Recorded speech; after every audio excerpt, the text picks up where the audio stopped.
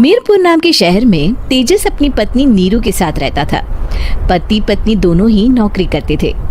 एक दिन तेजस गांव अपनी माँ के पास फोन करता है। हेलो, प्रणाम माँ। जीते रहो माँ, तुम दादी बनने वाली हो। अरे वाह, ठीक है बेटा, मैं कल ही आती हूँ। जब माँ जी शहर पहुंची तो बेटी बहू ने बहुत अच्छे से स्वागत किया। लीजिए माँ जी चाय। अरे गर्मा गर्म पकोड़े ले आओ माँ के लिए। नीरू रसोई में गई और 2 मिनट में ही पकोड़े ले आई। जी ये लीजिए। बहू जादू से बनाए हैं क्या? अभी तो रसोई में गई थी। यम्मी। माँ जी, शीला रसोई में पकोड़े तल रही है, मैं बस लेकर आई। हे भगवान, मेरा धर्म भ्रष्ट कर दिया तूने। अब तो गंगा जल से शुद्धिकरण करना होगा। दूसरे दिन, माँ जी मैंने नाश्ता बना दिया है, ऑफिस जा रही हूँ।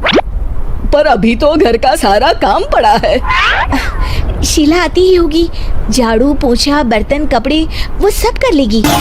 हमारे जमाने में घर का सारा काम हम ही करते थे।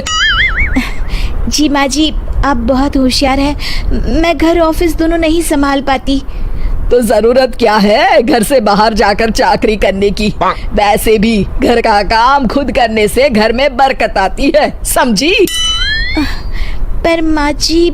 पर वर कुछ नहीं, इस महीने की पगार मिले फिर ऑफिस बंद। हाँ। रात को नीरू तेजस से कहती है, सुनिए जी, माँ जी बोल रही थी कि मैं नौकरी छोड़ दूं।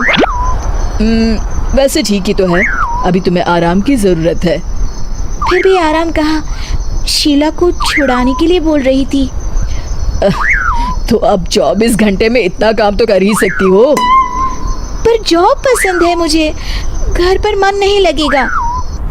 अगले दिन जब दोनों ऑफिस के लिए निकल रहे थे, मेरी तो कोई कीमत ही नहीं है इस घर में।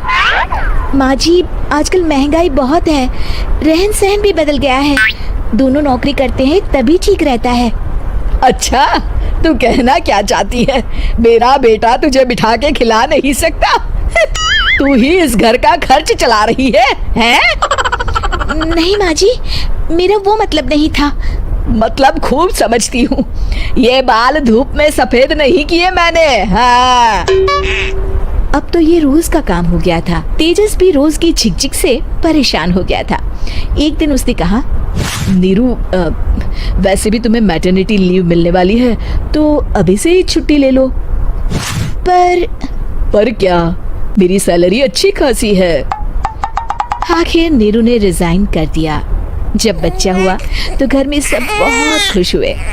कुछ दिनों बाद तेजस फाइल देख रहा था।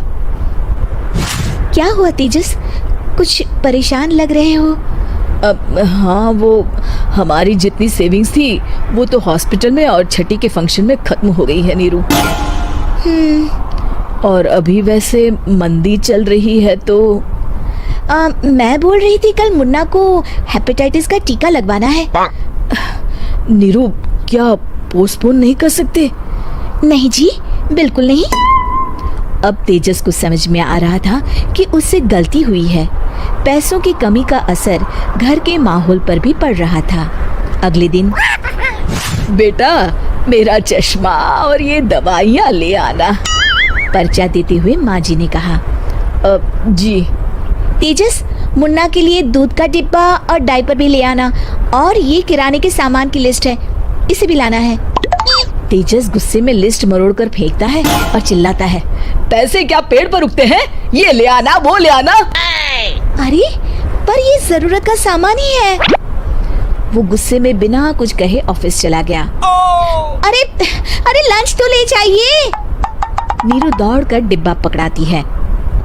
एक दिन खाना खाने के बाद, नीरू, अब तो मुन्ना कुछ बड़ा हो गया, तो अब तुम वापस ज्वाइन कर लो ना जॉब। पर इस रिसेशन में जॉब मिलना बहुत मुश्किल है। ट्राई तो करो। फिर मुन्ना?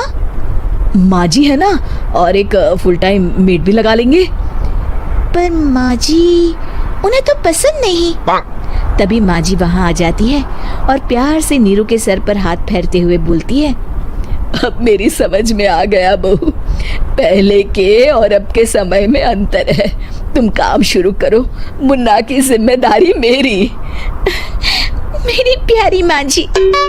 ये कहकर नीरू उनके गले लग गई। शिक्षा, परिवर्तन संसार का नियम है, हमें भी समय के साथ चलना चाहिए।